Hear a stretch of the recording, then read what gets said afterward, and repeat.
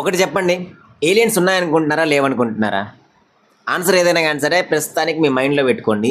ఈ వీడియో కంప్లీట్గా చూసిన తర్వాత కూడా మీ ఆన్సర్ అదే అయితే అప్పుడు కింద కామెంట్ సెక్షన్లో చెప్పండి. Let's discuss about that. కానీ ఈ వీడియో చూడకముందు నువ్వు చాలా కాన్ఫిడెంట్గా లేవు కదా, లేకపోతే లేవేమో అనుకోవచ్చు.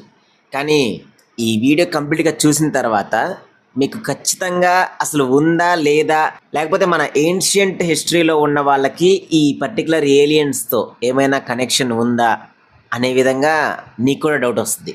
ఎందుకంటే భూమి మీద మనుషులు కట్టిన ఏ స్ట్రక్చర్ అయినా కానీ సరే కింద నుంచి పైకి కడతారు. లైక్ కింద బేస్మెంట్ వేసి దానిపైన పిల్లర్లు పెట్టి ఇలా ఏ స్ట్రక్చర్ అయినా కానీ సరే ఇలానే డిజైన్ చేస్తారు. కానీ అన్ఫార్చునేట్లీ ఇండియాలో ఒక టెంపుల్ ఉంది. ఆ టెంపుల్ని ఏదో ఫౌండేషన్ వేసి ఇట్లా నేను చెప్పినట్టుగా బేస్మెంట్ వేసేసి ఇలా కట్ల, అది ఒక కొండని కారు చేశారు, అంటే శిల్పిలాగా చెక్కారు, ఒక గుడిని తయారు చేశారు. అసలు ఎలాంటి లేజర్ టెక్నాలజీ కానీ ఎలాంటి టెక్నాలజీ లేని ఆ టైంలోనే అంత ప్రిసైజ్గా అసలు ఎలా how is it even possible? Almost మన ఇండియాలో ఉండే టెంపుల్స్ అన్నీ కూడా ఈ రేంజ్లోనే ఉంటాయి. అంటే అసలు ఎలా పాసిబిలిటీ ఉంది అనే రేంజ్లో ఉంటుంది. ఇదైతే ఇంకా నెక్స్ట్ లెవెల్ అనమాట. అసలు ఈ టెంపుల్ని చూస్తే అసలు ఎలా పాసిబుల్ రా అనే విధంగా ఉంటుంది. అసలు ఆ టెంపుల్ ఎలా కట్టారు, మన ఏన్షియంట్ పీపుల్కి ఆ ఏలియన్స్కి ఏమైనా కనెక్షన్ నిజంగానే ఉందా, ఈ టెంపుల్ని కట్టించింది ఏలియన్సా లేకపోతే మనుషులా అనేది ఈరోజు కంప్లీట్గా డీకోడ్ చేద్దాం. Welcome to మెట్వర్డ్స్.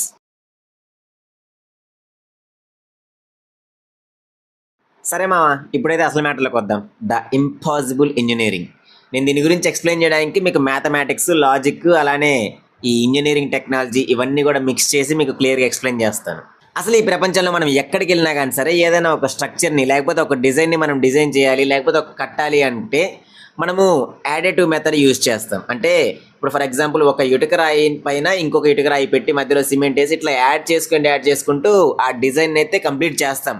కానీ వెన్ ఇట్ కమ్స్ టు ఈ కైలాస టెంపుల్, ఇక్కడ మొత్తం సబ్స్ట్రాక్టివ్ మెథడ్లో డిజైన్ చేయబడి ఉంటుంది. అంటే ఒక పెద్ద కొండని తీసుకొని ఆ కొండలో నుంచి కారు చేసుకుంటూ కిందకి సబ్స్ట్రాక్ట్ చేసుకుంటూ వస్తున్నారు. జస్ట్ లైక్ మోనోలిథిక్ స్ట్రక్చర్ లాగా. అంటే మీకు ఇంకా సింపుల్గా చెప్పాలంటే ఫర్ ఎగ్జాంపుల్ ఒక సబ్బు ఉంది అనుకుందాం. ఒక సబ్బుని తీసుకుంటే మనము దాంట్లో అన్వాంటెడ్ సోప్ అంతా కూడా తీసేసి మిగిలిన ఒక స్ట్రక్చర్ని బయటికి అవుట్కమ్ని ఇస్తాం కదా, దాన్ని మోనోలిథిక్ స్ట్రక్చర్ అంటారు. అంటే వితౌట్ యాడింగ్ ఎనీథింగ్, అందులో ఉన్న థింగ్నే సబ్స్ట్రాక్ట్ చేసుకుంటూ అన్వాంటెడ్ థింగ్స్ అన్నీ కూడా తీసేసుకుంటూ ఫైనల్ అవుట్కమ్ని తీసుకొచ్చేదాన్ని ఈ మోనోలిథిక్ స్ట్రక్చర్ అని కూడా అంటారు. అండ్ ఈ మౌంట్ కైలాస టెంపుల్ నుంచి 4 లక్షల టన్నుల ఈ అన్వాంటెడ్ స్టోన్ని కట్ చేసేసి దాన్ని బయటికి తీసి ఈ టెంపుల్ని డిజైన్ చేశారు. Just let me put this into A clear perspective.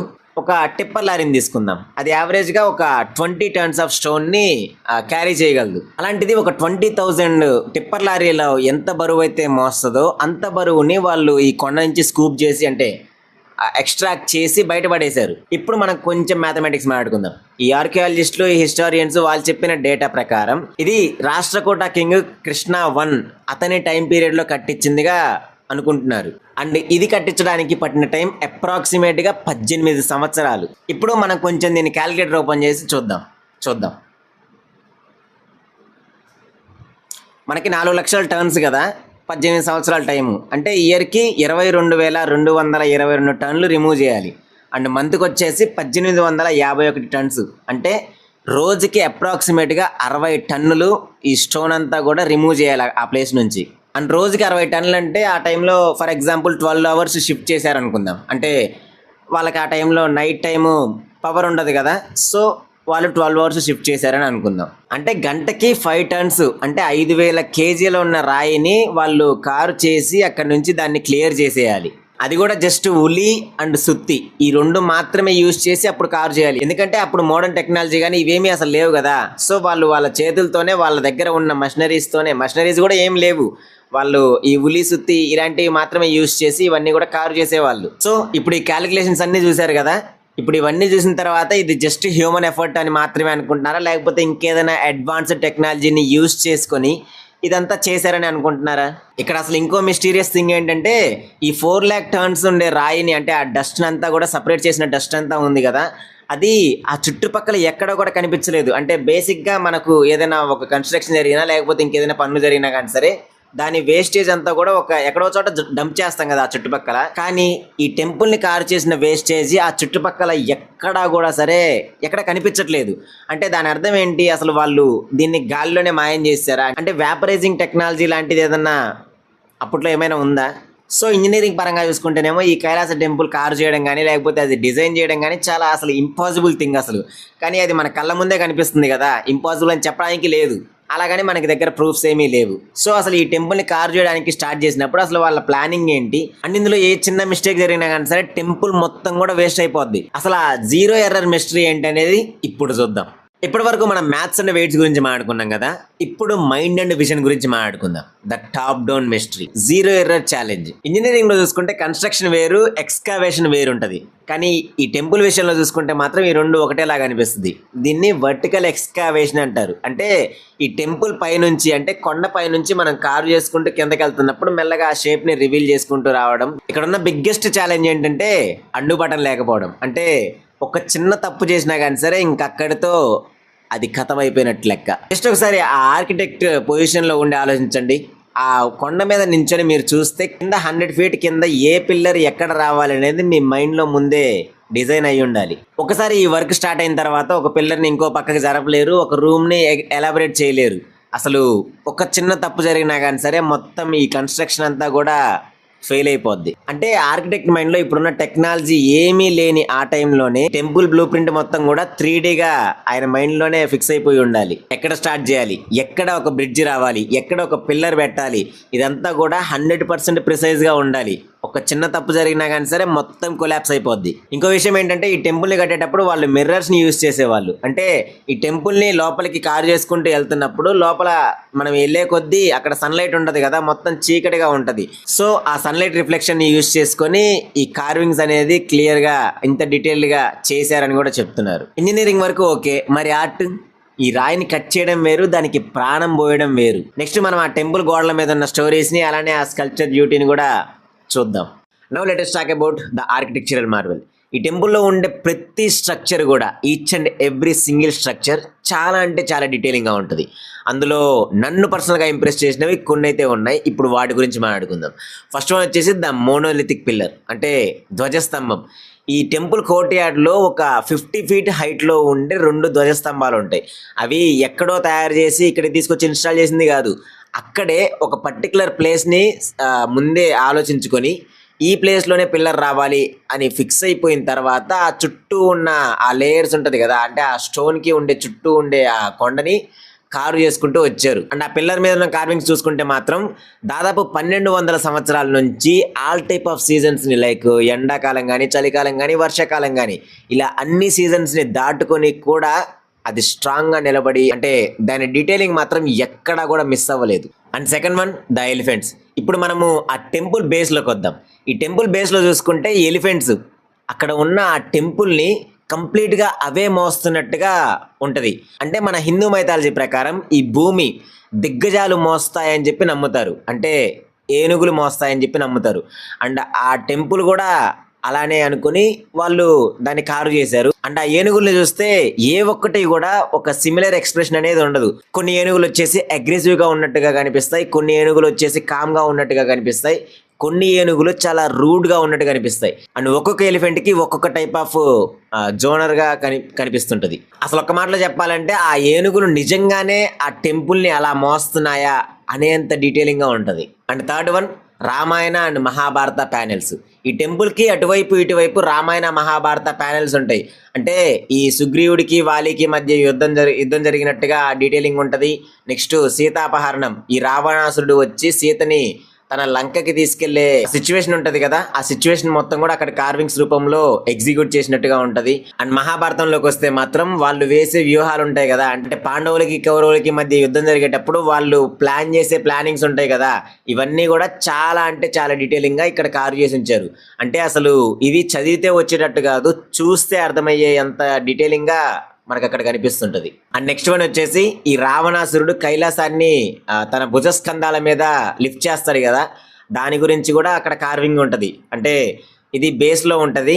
ఈ రావణాసురుడు తన 10 తలలతో ఆ కైలాస పర్వతాన్ని మోస్తున్నట్టుగా ఉంటది. అండ్ పైన శివుడు తన కాలి బొటన వేలితో ఆ కైలాస పర్వతాన్ని అణచి పట్టుకున్నట్టుగా కూడా చాలా డీటెయిలింగ్ గా ఉంటది. అండ్ ఇక్కడ చూసుకుంటే ఈ రావణాసురుడి కండబలము శివుడి అంటే చాలా ఈజీగా దీన్ని హ్యాండిల్ చేశారు అనే సిచ్యువేషన్ ఉంటది కదా, ఆ ఎక్స్ప్రెషన్ అంతా కూడా అర్థమయ్యేంత ఈజీగా అక్కడ క్రియేట్ చేసి పెట్టారు. అండ్ నెక్స్ట్ వన్ వచ్చేసి the most interesting one and important thing, the drainage system.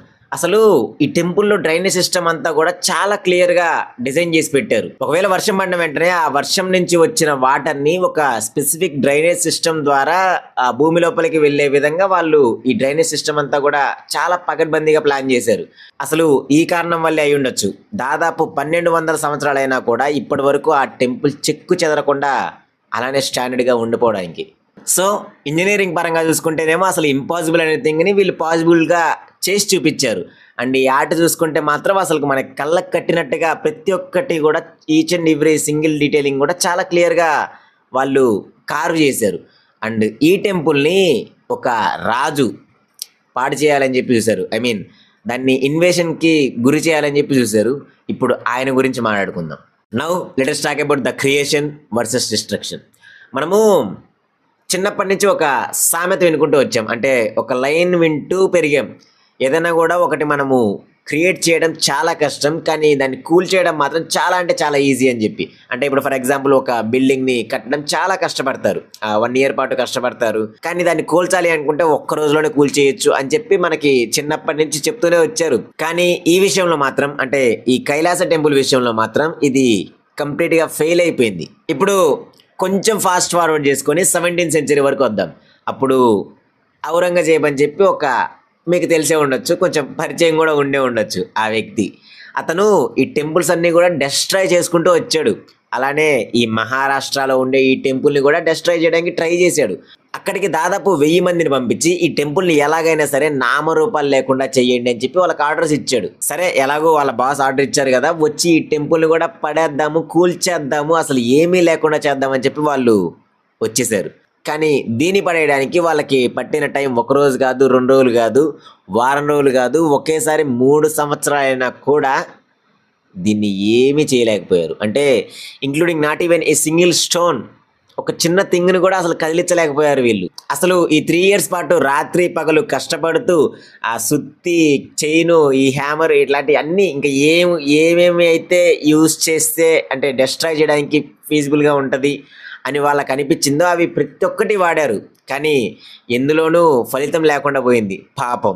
And రాళ్ళని హీట్ చేసి వాటర్ పోస్తే అది పగిలిపోతుంది కదా. అంటే ఫర్ ఎగ్జాంపుల్ మనము భోగి మంటలప్పుడు చూస్తూ ఉంటాం, మిస్టేక్ ఏదైనా రాయి పడినా కానీ సరే దాంట్లో వాటర్ పోయగానే వెంటనే అది పగిలిపోతుంది. సేమ్ అదే ప్రాసెస్ని ఇక్కడ కూడా ప్లాన్ చేశారు. అంటే ఈ టెంపుల్ చుట్టూరు మొత్తం పెద్ద పెద్ద మంటలు వేసేసి వీటిని ఎలాగైనా సరే కూల్చేయాలని చెప్పి అలా కూడా ట్రై చేశారు. కానీ అక్కడ ఉన్న విగ్రహాలకి కొన్ని ఫేస్ స్ట్రక్చర్స్లో కొంచెం కొంచెం అక్కడక్కడ కూడా కట్ అవుతూ, అండ్ ఆ చేతులు చూసుకుంటే ఏమో అక్కడక్కడ ఆ చేతులు కట్ అవుతూ, అంతవరకు మాత్రమే. 3 సంవత్సరాల తర్వాత వాళ్ళు ఏదైనా చేశారు అంటే అది ఇదే. అండ్ ఇంకా వీళ్ళు చేసేది ఏమీ లేక వాళ్ళ అయ్యగారు, అదే ఔరంగజేబ్ గారికి చెప్తే వద్దులే ఇంకా చాలు, ఇంక వెనక్కి వచ్చేయండి అని చెప్పి ఆయన మళ్ళీ వెనక్కి తీసుకెళ్ళిపోయారు. అసలు ఎందుకు కూల్చలేకపోయారు అంటే, ఇక్కడ మనము పిల్లర్స్ వేసి లేకపోతే బేస్మెంట్ వేసి ఇవన్నీ చేస్తే ఏమన్నా ఛాన్స్ ఉండొచ్చేమో, అంటే కూల్చేయచ్చు ఈజీగానే. కానీ ఇక్కడ ఉన్నది ఒక మోనోలిథిక్ పిల్లర్ కదా, అంటే ఒక కొండని ఓన్లీ కారు చేసుకుంటూ వచ్చారు కదా. సో దాన్ని బ్రేక్ చేయాలి అంటే అంత ఈజీ కాదు బ్రో. సో దీన్ని మనుషులే కట్టారు, మనుషులు కూల్చడానికి ట్రై చేశారు, కానీ వాళ్ళ వల్ల అవ్వలేదు. కానీ ఇంటర్నెట్లో చూసుకుంటే మాత్రం ఇది ఏలియన్స్ కట్టించారు అని చెప్పి మనకి బాగా చక్కర్లు కొడుతుంటుంది. ఇప్పుడు ఆ ఏలియన్ థియరీ ఎంతవరకు కరెక్ట్ అనేది మనం ఇప్పుడు క్లియర్ చేద్దాం, ఇప్పుడు డీకోడ్ చేద్దాం. Now let us talk about the alien theory. అసలు మన మనుషులకు ఉండే ఒక్క మాయరోగం ఏంటంటే, ఏదైనా ఒక ఇంపాసిబుల్ థింగ్ జరిగినప్పుడు లేకపోతే ఒక గ్రేటెస్ట్ థింగ్ జరిగినప్పుడు అసలు మనం దాని గురించి ఏం ఆలోచించకుండా డైరెక్ట్గా ఏలియన్ అకౌంట్లోకి వేసేస్తున్నాం. కొంతమంది ఫారిన్ ఆథర్స్ అలానే రీసెర్చర్స్ ఏమంటున్నారంటే, ఇది ఖచ్చితంగా మనుషులు కట్టించింది అయితే కాదు, అసలు జస్ట్ ఉలి అండ్ సుత్తి ఈ 2 మాత్రమే యూజ్ చేసుకొని ఇంత పెద్ద గ్రానైట్ రాయిని, ఇంత పెద్ద కొండని ఎలా కట్ చేశారు అని చెప్పి వాళ్ళ డౌట్. అండ్ వాళ్ళు ఏమంటున్నారంటే, ఏదైనా యాంటీ గ్రావిటీ టెక్నిక్ లాంటివి ఏమైనా వాడారు, లేకపోతే లేజర్ టెక్నాలజీ ఏమైనా యూజ్ చేసి ఉండొచ్చు అని కూడా చెప్తున్నారు. వాళ్ళ లాజిక్ ఏంటంటే, టైము ప్రెసిషను అండ్ వెంటిలేషను. అసలు టైం అంటే 18 ఇయర్స్ టైంలో 4 lakh టర్న్స్ అనేది ఎలా పాసిబుల్? అంటే 4 lakh టర్న్స్ని రిమూవ్ చేసి వాళ్ళు సపరేట్ చేసి పడేశారు ఎక్కడో. అది ఎలా పాసిబుల్ అంటున్నారు. అండ్ ప్రెసిషన్ అసలు ఇంత ప్రిసైజ్గా ఎలాంటి లేజర్ టెక్నాలజీ యూస్ చేయని ఆ రోజుల్లో ఇంత ప్రిసైజ్గా ఎలా కటింగ్స్ అంటే ఆ కార్వింగ్స్ కానీ ఇదంతా కూడా ఎలా చేశారు అంటున్నారు. అండ్ నెక్స్ట్ వెంటిలేషన్ పరంగా చూసుకుంటే మాత్రం ఇందులో కొన్ని సీక్రెట్ ప్యాసేజెస్ ఉన్నాయి. ఆ ప్యాసేజెస్ని డ్రిల్లింగ్ చేసిన విధానం చూస్తే మాత్రం ప్రెజెంట్ టెక్నాలజీని కూడా బీట్ చేసే అంత క్లియర్గా ఉంది అని చెప్పి అంటున్నారు. కానీ ఒకటి ఏదైనా మనకు అర్థం కాలేదు అంటే అది తెలియదు అని, చేయలేమని కాదు. మన పూర్వీకుల దగ్గర ఎలాంటి టెక్నాలజీ ఉందనేది మనకి ఆ టెక్నాలజీ అనేది మనకి పాస్ అని అవ్వలేదు, నెక్స్ట్ జనరేషన్స్కి రాలేదు. అంటే వాళ్ళ ప్రీవియస్ జనరేషన్స్ నుంచి వాళ్ళకి ఏదైనా టెక్నాలజీ పాస్ అయి ఉండొచ్చు. ఆ వాళ్ళ దగ్గర నుంచి మనకు వచ్చే లోపల మధ్యలో ఏదైనా బ్యారియర్ వచ్చి ఉండొచ్చు కదా. మీ అందరికీ తెలుసు మన రాజుల కాలంలో ఎలాంటి టెక్నాలజీ ఉండేది అనేది. అంటే మన రాజుల కాలం గురించి మాత్రమే కాకుండా అంతకుముందు జనరేషన్స్ లైక్ ఇప్పుడు ఫర్ ఎగ్జాంపుల్ చూసుకుంటే మన ఈజిప్షియన్ పిరమిడ్స్ ఉన్నాయి. అవి ఎలా కట్టారు అంటే అవి కూడా మన వాళ్ళే కట్టారు. కాకపోతే ఆ టెక్నాలజీ అనేది మనకి పాస్ అని అవ్వలేదు. అండ్ ఇక్కడ మనకి తంజావూరులో చూసుకుంటేనేమో ఆ టెంపుల్ బృహదేశ్వర టెంపుల్, ఆ బృహదేశ్వర టెంపుల్లో పైన ఉండే ఆ 50 టర్న్ రాయి ఉంటుంది కదా, అది కూడా ఎక్కడి నుంచి తీసుకొచ్చారు, ఎలా తీసుకొచ్చారంటే మన దగ్గర సమాధానం లేదు. కానీ అది మన వాళ్ళే చేశారు. ఆ టెక్నాలజీ ఏం యూస్ చేశారు అనేది మనకు తెలియదు అంతే. దాని అర్థం అది ఏలియన్స్ తీసుకొచ్చిందని కాదు, లేకపోతే ఏలియన్స్ కట్టారని కాదు. అనవసరంగా మన వాళ్ళు అంటే మన పూర్వీకులు చేసిన గొప్ప గొప్ప పనులని ఈ ఏలియన్ అకౌంట్లలో వేయొద్దు. అండ్ ఫైనల్గా నేనేమంటా అంటే అది మన వాళ్ళు మాత్రమే చేశారు. కాకపోతే దాన్ని ఒప్పుకోవడానికి మన దగ్గర సరైన ప్రూఫ్ లేదు అంతే. And that's it for today guys. ఈ వీడియో మీకు క్లియర్గా ఎక్స్ప్లెయిన్ చేశాను అనుకుంటున్నాను. అంటే అన్ని పాయింట్ ఆఫ్ వ్యూలు మనం టచ్ చేసామని అనుకుంటున్నాం, అన్ని పర్స్పెక్టివ్లు కూడా. అండ్ క్లియర్ ఇన్ఫర్మేషన్ మీకు రీచ్ అయిందని అనుకుంటున్నాను. అండ్ మీకు ఈ వీడియో వర్త్ అనిపిస్తే అంటే మీరు ఇక్కడ దాకా చూస్తున్నారంటే ఖచ్చితంగా వర్త్ అయ్యే ఉండొచ్చు. జస్ట్ ఒక లైక్ చేయండి, నాకు కూడా సపోర్ట్ ఉంటుంది, మన ఛానల్ ఇంకొంతమందికి రీచ్ అవ్వడానికి ఉంటుంది. అంటే మనం స్టార్టింగ్ స్టేజ్లో ఉన్నాం కదా, ఇలాంటప్పుడే మీ సపోర్ట్ అనేది చాలా అవసరం. అండ్ సబ్స్క్రైబ్ చేసుకోవడం మాత్రం మర్చిపోవద్దు. దిస్ ఈజ్ నవీన్ మెట్ల సైనింగ్ ఆఫ్. జై హింద్.